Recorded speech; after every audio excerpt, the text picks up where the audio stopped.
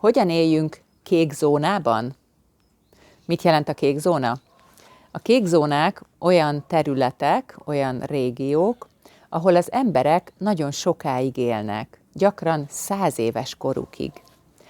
Természetesen sokan szeretnék tudni, én is, hogy mit kell csinálni ahhoz, hogy valaki 100 évig éljen egészségesen és boldogan.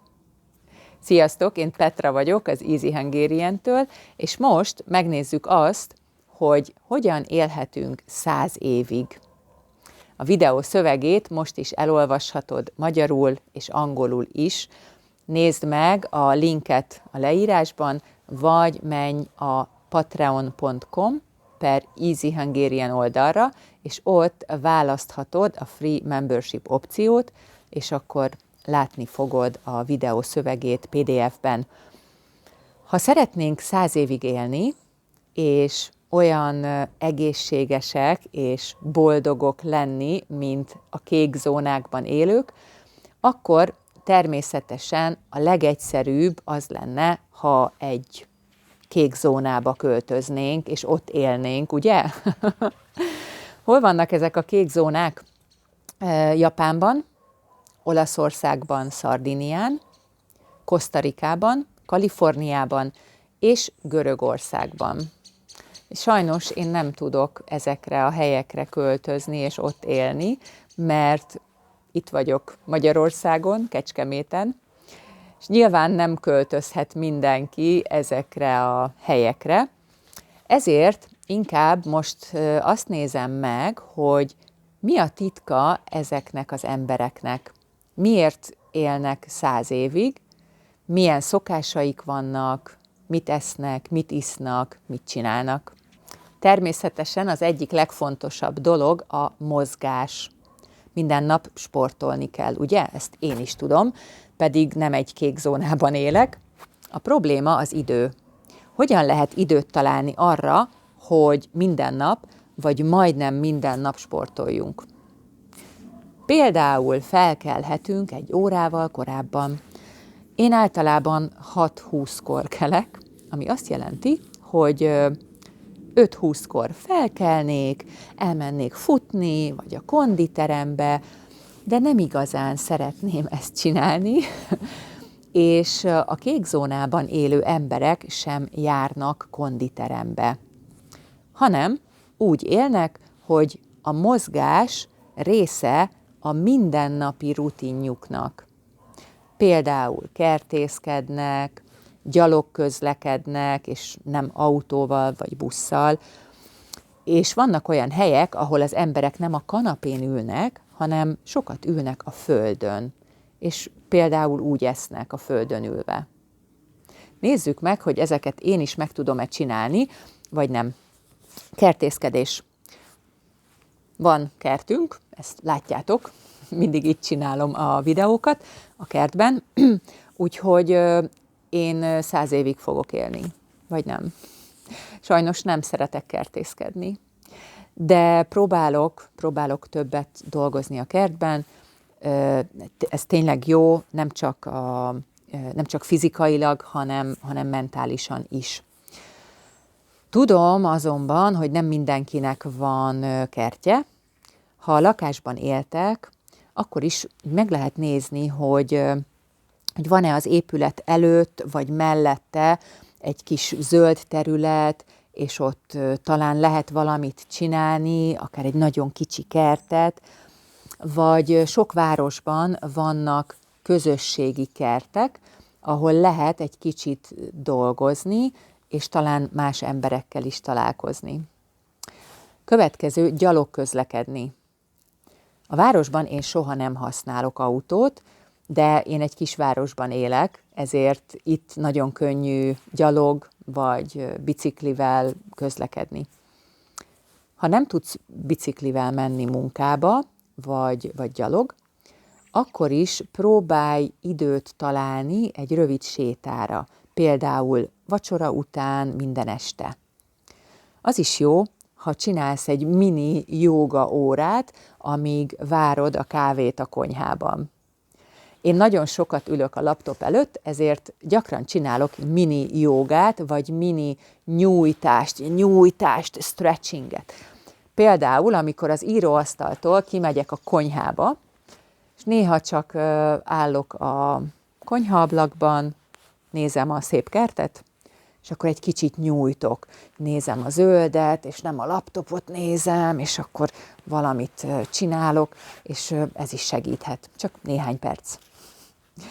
És azt is mondtam, hogy a kék zónákban az emberek gyakran a földön ülnek, nem a kanapén vagy a széken. És lehet, hogy én tényleg 100 évig fogok élni, mert én is nagyon szeretek a földön ülni, és ott dolgozni. Most azt olvastam, hogy ez azért egészséges, mert ilyenkor nagyon sokszor dolgoznak az izmaim. Leülök, felállok, leülök, újra felállok valamiért, és ez állítólag nagyon egészséges. A mozgás mellett nagyon fontos az is, hogy mit eszünk. A kék zónákban nagyon egyszerű, szezonális, helyi ételeket esznek. Nem rendelnek ebédet, persze, hanem ők főznek. Sok gabonát esznek, például búzát vagy rist, zöldséget és gyümölcsöt, babot, borsót, lencsét, és csak kevés húst. És azt mondják, hogy nem szabad 100%-ig tele enni magunkat. Ugye ez azt jelenti, hogy amikor eszünk, és azt érezzük, hogy na most tele vagyok, az már túl sok. Azt mondják, hogy ha körülbelül 80%-ig eszünk, az jó. Hát azt gondolom, hogy én elég egészségesen eszem, vegetáriánus vagyok, tehát nem eszem húst, de sok zöldséget eszem, nagyon sok babot és borsót, eszem gyümölcsöt is, nagyon szeretem a rist és más gabonákat, de talán nem fogok 100 évig élni, mert nagyon-nagyon szeretek enni, tényleg ez az egyik hobbim, ezért én soha nem állok meg, amikor 80%-ig tele vagyok, hanem mindig 120%-ig eszem. Igen. Amikor valami finom ételt eszem, az olyan finom, hogy muszáj még egy kicsit ennem, és még egy kicsit, és még egy kicsit, és utána nagyon rosszul vagyok, és tudom, hogy ez egy nagyon rossz szokás, és szeretnék ezen változtatni, de nem könnyű, mert enni jó. Sajnos általában egyedül eszem ebédet, tehát egyedül ebédelek, és ebéd közben gyakran hallgatok valamit, podcastet például, vagy nézek valami videót.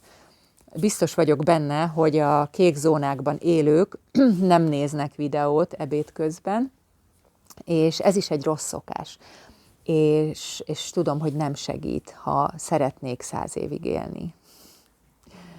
Azt olvastam, hogy a kék zónákban élők gyakran együtt esznek, a családok vagy a barátok együtt esznek, és akkor evés közben beszélgetnek, és így nem esznek túl gyorsan, és nem esznek túl sokat.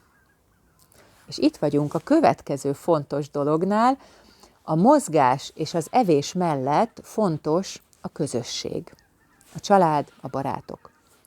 A kék zónákban élők sok időt töltenek együtt esznek, beszélgetnek, programokat csinálnak.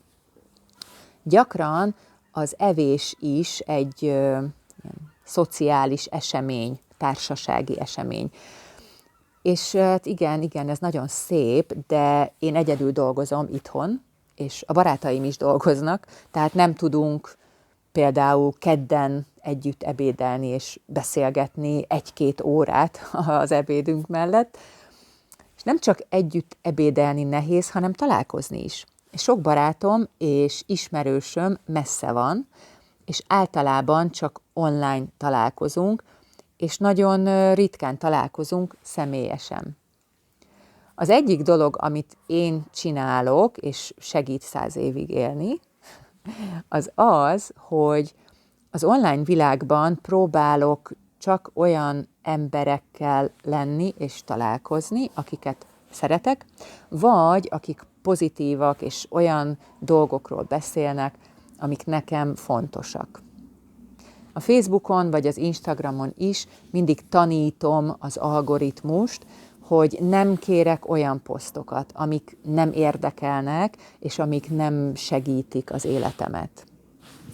A másik dolog, hogy szerintem akkor is lehet együtt ebédelni, ha valaki munkahelyen dolgozik, ha ugyanabban a városban van, vagy a közelben, mert meg lehet beszélni, hogy amikor mindenkinek ebédszünete van, akkor lehet találkozni és együtt ebédelni.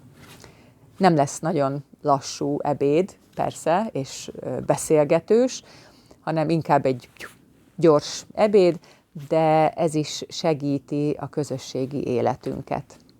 Néha én is ezt csinálom, bemegyek a városba, találkozom egy barátommal, vagy családtagommal, és együtt tudunk ebédelni. Nézzük még egyszer, hogyan lehet 100 évig élni. Oké. Fontos a mozgás, az ételek és a kapcsolat más emberekkel. Vagy kék zónába kell költöznünk, és ott kell élnünk. Ezek az opciók. Írjátok meg kommentben, hogy ti mit csináltok, milyen szokásaitok vannak, amik segítenek 100 évig élni, és ne felejtsétek el, hogy a videó szövegét magyarul és angolul is elolvashatjátok a patreon.com/easyhungarian oldalon, vagy kattintsatok a linkre a leírásban. Jó tanulást kívánok, sziasztok!